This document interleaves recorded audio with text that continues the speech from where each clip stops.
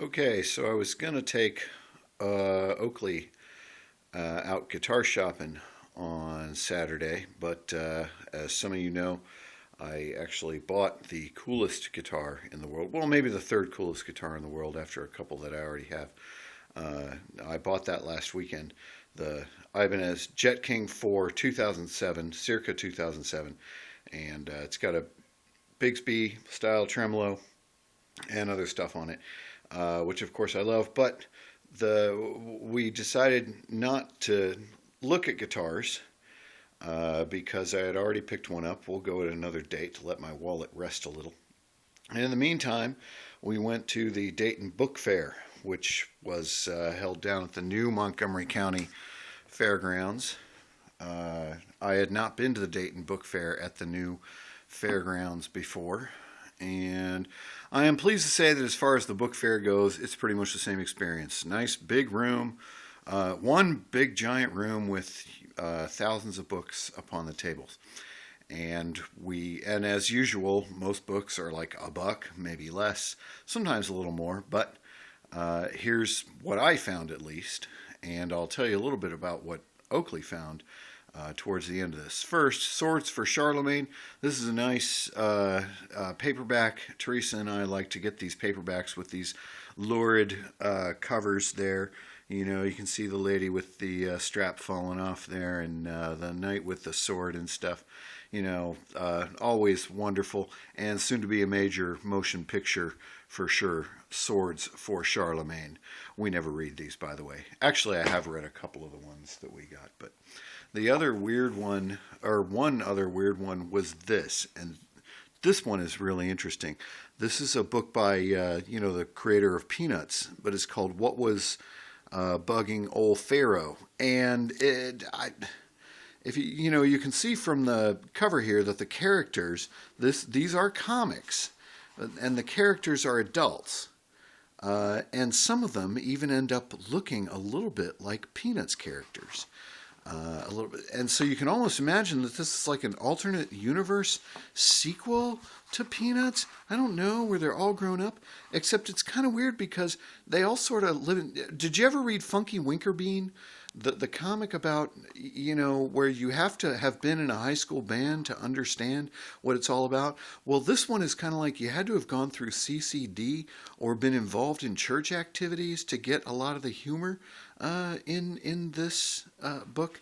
I can see why it never went anywhere, but this is from about 1971, and I thought it was really interesting. I got it for $1. It's in pristine condition. I love it. I also picked up, well, actually, Oakley found this one. It's kind of hard to see. Yeah, okay, this is a miniature version. This is a tiny little version. See? Look, there's my index finger. Of A Christmas Carol by Charles Dickens, which of course is the greatest book ever written. And I collect different editions of them, and Oakley actually found this tiny little edition on a table. He's like, "Do you think you want this?" And I said, "Well, yeah," and quickly grabbed it up and got this for $1. This is, I find no date upon it. There are no illustrations within this. I would date this tentatively around the 20s, maybe, just from the style of the printing, what it's all about. I might look it up later, but there is no date upon it and no illustrations to gauge exactly when it was published in the United States. Also on the holiday theme, I found this copy of Miracle on 34th Street, which was issued in 1952 as the first pocketbooks edition. I bought it solely for the cover. I've seen the movie, of course, many times. I've never actually read the book, so maybe I actually will do that this Christmas. And there, of course, is a nice illustration from the beginning of the Macy's Day Parade at the beginning of the movie, and which I assume is at the beginning of the story. And it is kind of handsomely illustrated, at least at the beginning of every chapter, as you can see right here. So nice. Kind of falling apart, but again, only $1. Nice book. Now moving on from there, okay, this was the real find of the day. We found a huge cache, or at least I found a huge cache of Marvel comics from the 70s just sitting in a box, the kind of thing that I would have expected to find at a book fair or a flea market or something when I was, 13 or 14, but which you rarely ever see today. But among all the other later comics, which I'm not that interested in, I did find, this issue of Champions, which I had when I was a kid, but somehow lost. I remember this illustration here of Ghost Rider on the cover, and I know I had this issue at one point. It even, starts with Hercules walking along the beach with Black Widow. I remember that. I had this one, but I didn't have it again until the other day. A couple of issues of Deathlock the Demolisher.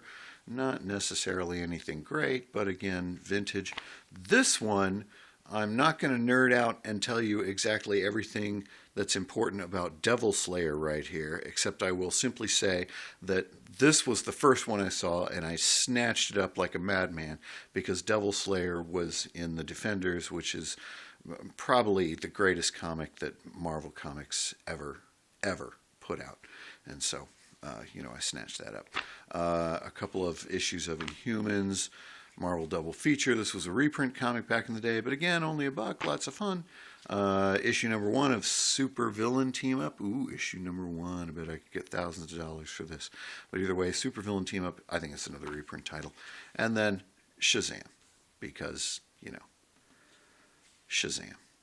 Anyway, so found lots of vintage comics there, but the real find of the day, the major find of the day was this, which is a record album.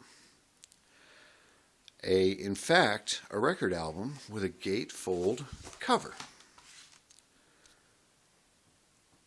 Taking Pride in Dayton.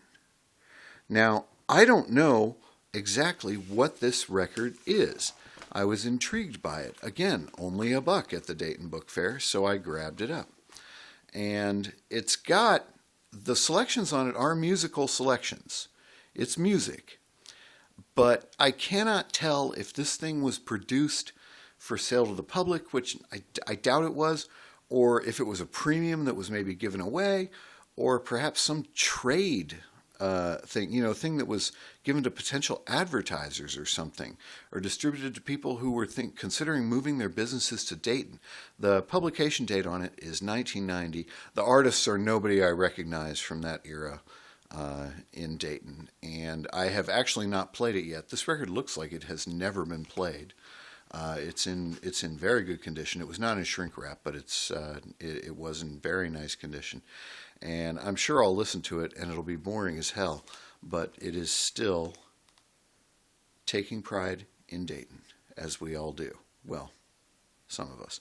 Anyway, that was what we found at the Dayton Book Fair this year at the new Montgomery County Fairgrounds. I was worried I might be disappointed, but we've been to book fairs before at the old fairgrounds, and of course we loved it, but the new one was kind of nice too.